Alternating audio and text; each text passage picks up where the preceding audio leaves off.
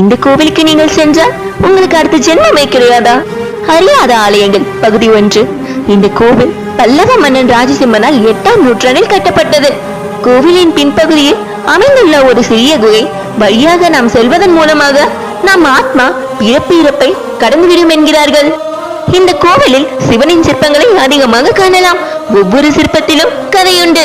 இந்த கோவிலில் சில பகுதிகளில் இருந்து பேசும்போது ஒளியின் பிரதிபலிப்பை உணரலாம்.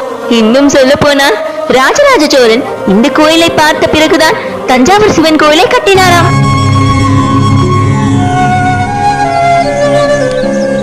அவ்வளவு ஏன் வசிஷ்ட முனிவர் இந்த கோவிலுக்கு செல்ல வேண்டும் என்று நினைத்தாராம். ஆனால் அவராலேயே முடியவில்லையாம். அடுத்த ஜென்மம் இல்லாதவர்கள் தான் இந்த கோயிலுக்கு செல்ல முடியுமாம். பிறப்பு சுழற்சியிலிருந்து தப்பிக்க இக்கோயிலுக்கு சென்று சிவனை வணங்குங்கள். ஆன்மீக தகவலுக்காக என்னுடைய சேனலை லைக் பண்ணுங்க, கமெண்ட் பண்ணுங்க, அண்ட் ஞாபகம் சப்ஸ்கிரைப் பண்ணுங்க.